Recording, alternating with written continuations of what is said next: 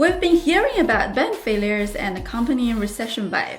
Where are we actually in the economic cycle and what we should do accordingly? Let's review what the greats like Warren Buffett, Charlie Munger, Elon Musk, Ray Dalio, Peter Lynch have said lately. And finally, I'll share my thoughts on the ramifications of the recession and how to prepare for it. Hey guys, welcome back to my channel. This is Lei. And today our topic is recession. With recession fears on the rise, some believe we are already there. Right now, we're in a recession, I believe. That hurricane is right out there down the road coming our way. We just don't know if it's a minor one or Superstorm Sandy. Elon has just tweeted that to mark his words that a mild recession is already here. Well, I think it's more like it does seem like we're headed into a recession here in 2023. It's not like just a canary in a coal mine. Silicon Valley Bank died. One of staunchest miners, Credit Suisse, died too. And the ceremony is filling up fast. Further rate hikes will trigger severe recession. And when I'm recording this video, the Fed has just raised the interest rate by 25 basis points. Now let's have a quick recap on a series of failings of the bank crisis. On March 8th, Silvergate went down its operation and was liquidated. liquidating its bank, Silvergate Bank. And On March 10th, Silicon Valley Bank failed and has been managed by FDIC, which is the Federal Deposit Insurance Corporation. Silicon Valley Bank collapsed on Friday. The collapse of Silicon Valley Bank is causing shockwaves across the entire business world. On March 17th, SVB Financial Group filed for Chapter 11 bankruptcy. SVB Financial stressed that it is no longer affiliated with Silicon Valley Bank. On March 12th, Signature Bank failed.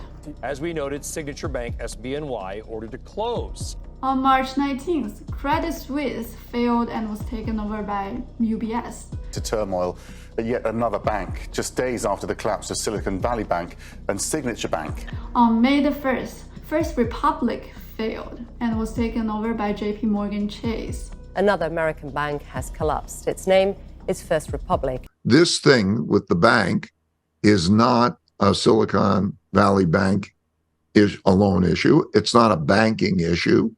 It is a global issue in terms of all around the world, all sorts of entities. Besides all those going on in the US side, I like to add some perspectives in terms of international trade globally. Recently, I've been to Canton Fair. Canton Fair is the oldest, largest, and the most representative trade fair held each year in Guangzhou, China. So Canton Fair was cancelled during the COVID, and the international trade's volume was hit hard. And therefore, there's a general high expectations of this first fair after the COVID to boost the economy and the trades back. However, despite I can see a lot of the crazy amount of people coming to the fair, I did not see it leading to a correspondingly growing orders and real trades. To put it simply, there are not that many orders as people expected, and the trades are shrinking. Mistakes in business, plenty of people make mistakes. You pay for them. If you've got a big profitable business on top of it, which a good many banks do, you take your losses and you keep going on. I mean, banks can take a lot of loan losses, but they can't take something that wipes out their capital and expect the world to ignore that fact. I think 99% of the time, what's under the water goes far beyond the part of the iceberg on the surface. What happened to Silicon Valley Bank is what happened to many entities all around the world, not just banks. Besides the bankruptcy of the banks, there are a lot more companies and entities that are undergoing similar issues. It's literally like the dominoes game, and it looks more like a beginning, not an end to me. In those gray shades, which are recessions in history, the CPI and unemployment rate are rising high. And currently, we can see that CPI has already hit an all-time high and becomes dropping, while the unemployment rate has not risen yet. I'm not able to forecast anything here, but I will not be surprised if we see an rising unemployment rate in the coming future months. My fundamental thoughts about the recession has not changed at all. I have done a recession video at the end of last year. You can check out the link here if you are interested. All the indicators in this stage to me is that we're probably gonna see the unemployment rate rising and the recession is continuing. We have too much useless comment out there on the internet, and I would like to focus on things that are more practical and has a point to most people.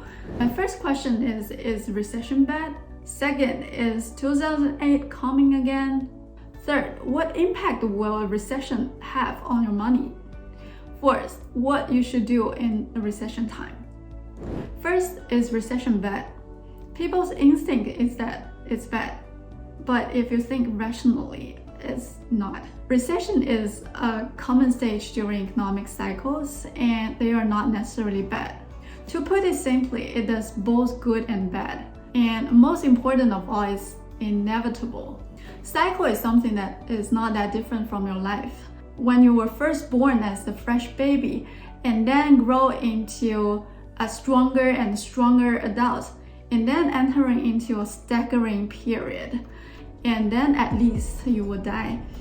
All the animals die and eventually all the species die. That's the system. And when I was young, I didn't realize that same system applied to what happens in capitalism to all the businesses. They're all on their way to dying is the answer. So other things can replace them and live. And it causes some remarkable deaths. Imagine having Kodak die. It was one of the great trademarks of the world. There was nobody that didn't use film. They dominated film. They knew more about the chemistry of film than anybody else on earth. And of course, the whole damn business went to zero. Recession is like a dying stage, and there will be new life after the death. Recession is not bad. Recession is like winter. It kills the bad businesses and leaves the good ones. In good times, you can never tell the bad from the good, and that's not healthy either. Second, is 2008 coming again? What we are seeing now is very different from 2008. Despite they may have similar symptoms on the surface, which is the bank failure. It was fundamentally sick back in 2008 with non-recoverable bad assets of the bank, i.e. the bank is lending money to people who cannot pay it back. However, now in 2022 and currently in 2023, it is squeezing liquidity issues in the bank. This kind of squeezing liquidity issue is not the same kind of 2008 fundamental sickness. We had a terrible financial crisis in 1991. I think almost every major bank in Texas went under. Bank of New England, one of the oldest banks in the country, went under. It's like, in 08, 09, the banks were doing these no-doc loans and second mortgages and home improvement loans, and people are buying boats with it. Now the bank's being much more careful. So banks can go bust, but depositors aren't going to be hurt. I mean, banks can go bust. I mean, the Continental Illinois Bank was thought to be impregnable, back many years ago, and the Franklin National Bank, the Bank of the Commonwealth, and sometimes they go broke because they make too many dumb loans, and sometimes it's because they mismatch. To put it simply, the depositors will not lose their money resulted from the dumb decisions from the management of the banks, but the shareholders will. Because technically speaking, the management is making decisions on behalf of the shareholders in terms of corporate governance. Third, what impact will a recession have on your money? In summary, there will be a lot of ramifications. The very important question is that depending on how well you allocate your money may shrink a lot during recessions, and that's normal. And it's better to focus on better equip yourself with better investments. As rates change, let the person who bet that they wouldn't change lose money. I mean, that's if you make mistakes in business, plenty of people make mistakes. You pay for them. If you've got a big profitable business on top of it, which a good many banks do, you take your losses and you keep going on. I mean, banks can take a lot of loan losses, but they can't take something that wipes out their capital and expect the world to ignore that fact. Various reasons in commercial real estate that we don't use it the same way and so on. So you're going to have problems in commercial real estate.